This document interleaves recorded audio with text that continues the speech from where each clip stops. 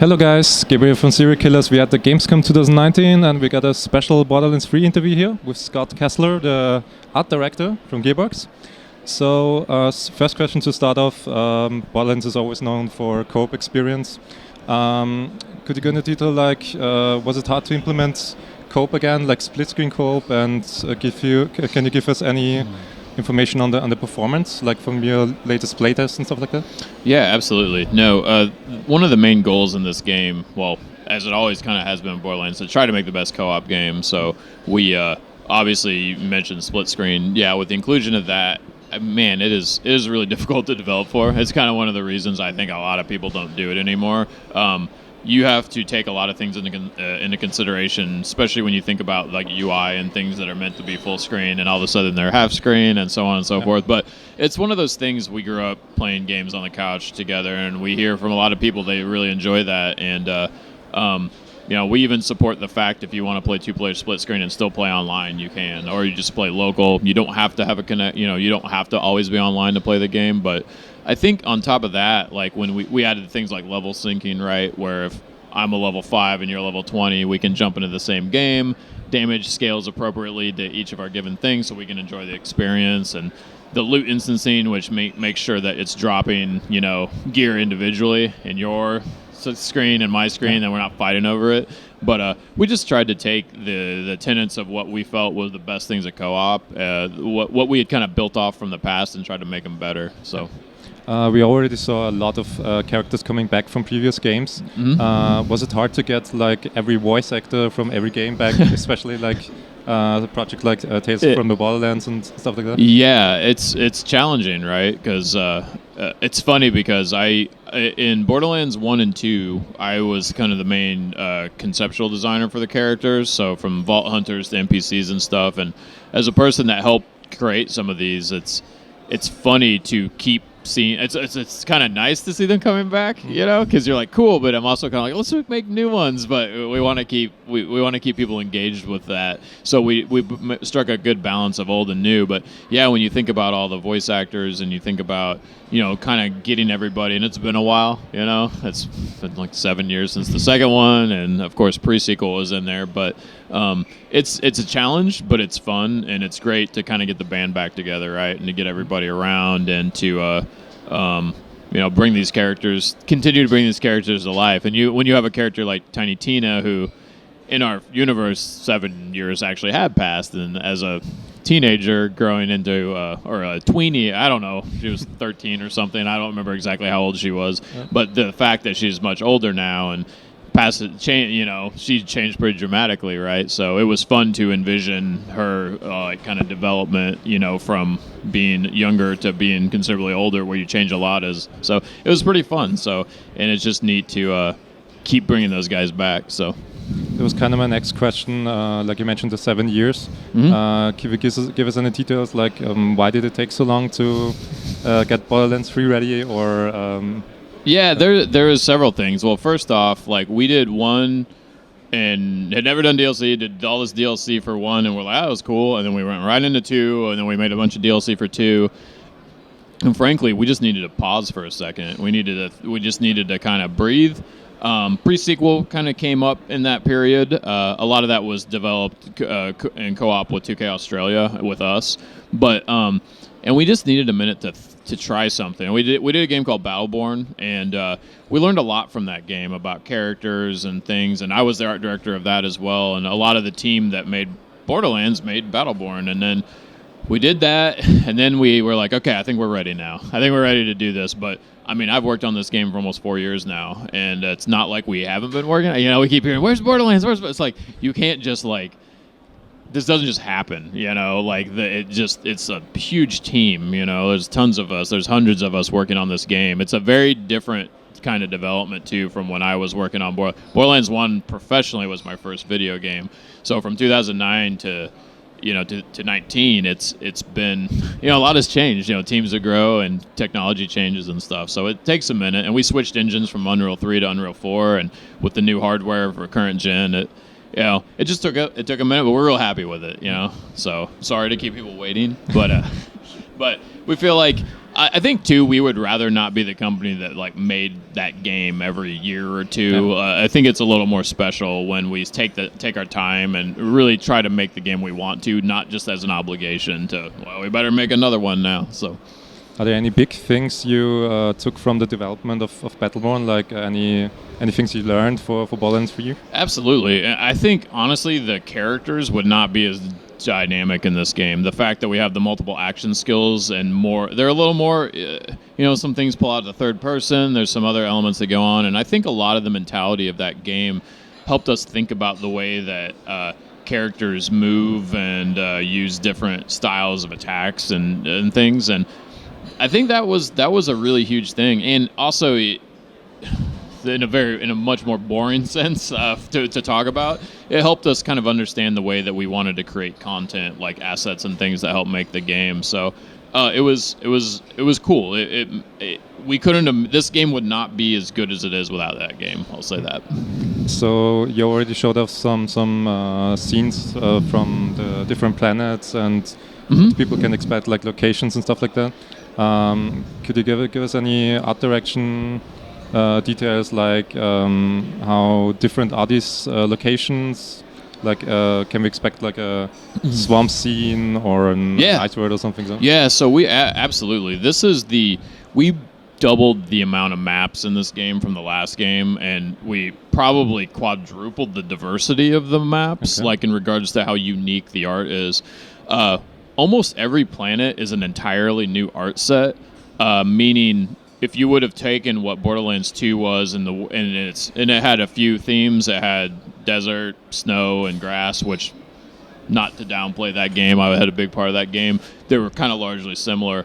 In this one, it was really important that I wanted to make a big city planet. I wanted, because we've been in the desert with rocks, and sounds dumb, but I wanted our rocks to be buildings, and I wanted the streets to feel more gridded like a city would be, because it would change the way the game plays. It would make combat feel interesting. It would navigate different. So, and making this big kind of cyber city, if you will, it was like really cool. It was super difficult because we'd never made anything like that as a studio. And then I'm like, let's make a big forest like jungle thing. And foliage is expensive, man. Like making games with a lot of foliage, it's tricky. And in a game like ours with our maps that are so big and people aren't tethered together, right? They can kind of spread out. It gets pretty demanding. So we learned a lot on that. But I mean, we have so much more variety in where you're going and what you're doing. We've showed off some planets, but we're holding some cards close to our heart, chest though, because we don't want to unveil like everything that's in the game. So. There were some speculations about the sirens, like appearances of sirens. Sorry. I mean, without spoiling too much. No comment. Go ahead. You finish with that. I mean, are there gonna be more sirens that you're showing off in the game, or? There's gonna be a lot of cool things that happen with sirens in this game. Okay. I can tell you that.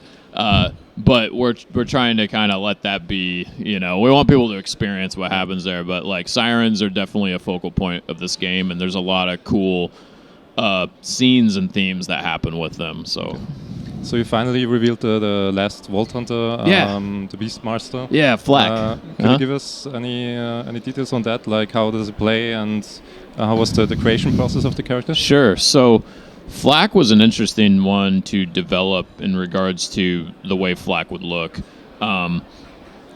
We tried a myriad of different things there, but I was adamant from the start. I was like, it's going to be a robot that loves animals. That's what I wanted from the start. And people, we're kind of, and it sounds a little like anime. It sounds a little, but it's like a simple theme, right? I was like, and then it was like, robot doesn't like humans and loves animals. And it's like, well, why does a robot love animals? I don't know. How does a robot exist? Somebody built the robot, obviously. So I think from the essence, there was just something sticky about this robot that loves creatures and has a kinship with them. But so that's kind of like there. And then I had seen, there's a movie Blomkamp made called Chappie, which was just so cool. And we were like, man, if we could make a character that had a kind of vibe like that, or Fooly Cooley in reference there. And it was just kind of like, we wanted to do that. And then when we thought about the gameplay, what Flack can do, it has 3 different creatures, a spider ant, a skag, and a jabber, which is like a kind of a new character, monkey in the enemy in the game. And all of them, as you go through the skill trees, actually evolve, kind of like Pokemon. They get bigger, they get more abilities as you go down. The cool thing is those aren't actually the action skills. They're constant, the Beastmaster to Flack. So they're always around, and you can point them in directions to go do things. So you can change them whenever you want, because we have multiple action skills. It doesn't mean you're locked into them. You can always go in and you can try different ones and things, unlike before. You do have to respec your actual like passive abilities down the tree, but you can change those out. But what's cool with Flack is you can cloak as an ability. You can send racks towards the enemy to kind of attack them, but you can also teleport whichever animal that you've picked for your beast, and teleport them directly there for like AoE bursts. So Flack is great. We wanted to wait a minute. Like we sort of like unveiled Vault Hunters in stages, just because we didn't want one to get kind of like overshadowed, and we wanted to each give them a spot. So we've been super stoked with the outpouring of like, we love it. We love Flack. Flack is so cool. So I'm just stoked for that character to exist. So I wanted to be a robot in our franchise for a long time, and now it's like there. So yeah.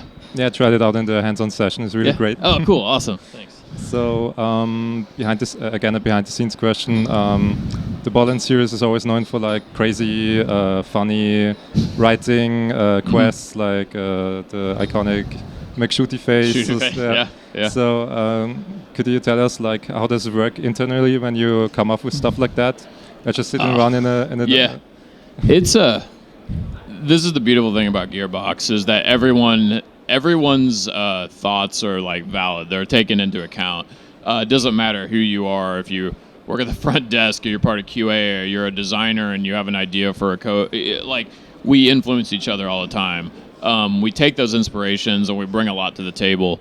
So we're all, like everybody, we're inspired by different things. We bring different things to the table, different perspectives. And what I love about this company and making these games is that we're allowed to say, oh, we're going to make this either very moving. There's some quests in this game that are very beautiful. They're very moving. And there's some that are like the dumbest thing, you know? I mean, there's a thing for Claptrap that you're doing. Oh, you're this big epic quest, for instance. You got to get all these pieces, and then in the end, you find out Claptrap's just trying to build a girlfriend. So all the pieces that you've been finding are, it's like silly stuff like that. But there's also a lot of touching stuff in the game, and it's just, I think, the things that inspire us, come out in that way, and it's a lot of fun. It's pretty freeing to see what goes in the game. You kind of are always interested. Every day is a little unique because somebody puts something in that you might not have expected yourself. So if we're surprised, we assume the public will be as well, and then have a good time with it. So. Yeah. So the final question, as art director, your position, is there some kind of feature of the game you really want people to know? Like, we got tons of new weapons, vehicles, and stuff like that, but is there one special thing you really want people to explore? Or? Man, special thing. There's so many of the things. I mean, yeah, people know about the guns. They're crazy. They're cool.